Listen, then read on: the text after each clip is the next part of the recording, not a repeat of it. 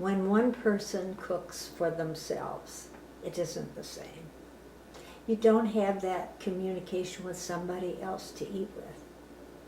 It's very sad. It really is very sad to just eat by yourself. This is the picture of our family. My husband and I had 7 children. We had 4 girls, a boy, and 2 more girls. A lovely family. My name is Madeline Kamens, and I was born and grew up in Peoria, Illinois. Well, when I was a child growing up, we had Prohibition, and we had Depression, because the stock market crashed when I was a baby, the year I was born. Since we had rationing when I was growing up, I was not allowed to bake anything because I might ruin something, and that would be our flour for the period or sugar for the period, and I was not allowed to cook. I went to the store with my mother. She was a coupon clipper and always had her little coupons, and yeah, I did go. We went to the neighborhood store, then not too many larger stores at that time, box stores. But people specialized, the stores specialized, like we had a bakery at the corner.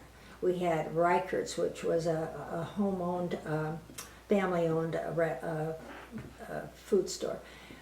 We had Lungs, which was a German meat market, and they had lots of sausages and good meats, and people specialized at that time.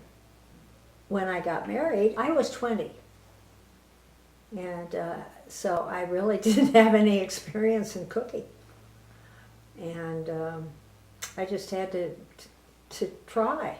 I just had to develop my cooking skills on my own. I used the Better Homes and Gardens, and sometimes I would refer to The Joy of Cooking because that was a little bit harder for me. And then I graduated to that book. They had so many ingredients. When I lived down in California, they had this article once a week. It was Take 5, and they had only 5 ingredients in all the recipes. And it simplified cooking. It was wonderful. They were tasty recipes, and so I used to clip the good ones, the ones I was interested in, whenever I saw one. Now they have books that say Take 5, and or 5 ingredient cookbooks, and those are interesting too. People have always liked my food. It seems like maybe 99 and 9/10% they love my food, but there's always a little failure now and then. But no, I think I cook what I like. I remembered my mom's pot roast and that I loved. It was easy to make, and you could always have sandwiches after, so it was probably my favorite thing to fix. Usually I went to Kroger's in Sheridan Village in Peoria, and I would have about 6 bags of groceries, and then on the weekend my husband would buy the goodies. He would buy all the Oreos and the sodas and all the treats, but I bought the regular food during the week, and I used to be very upset when I had all my groceries and I was waiting and waiting to get through the line. And then one day I decided, this is my time to meditate. I have done all my shopping for today. The older children are there, and hopefully the younger children will behave, and I will just meditate and think of the day ahead of me. Food is kind of an important thing in our lives because it's a way of socializing. People get together over a wonderful meal, and they socialize, and it brings people together. It's very important. We all sat down at the dinner table, as we did when I was growing up. We always sat down for dinner.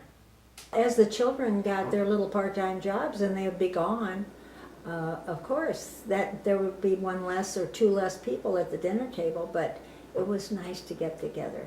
We always had a dining table and would get together and have our meal. I really feel that it's completely different.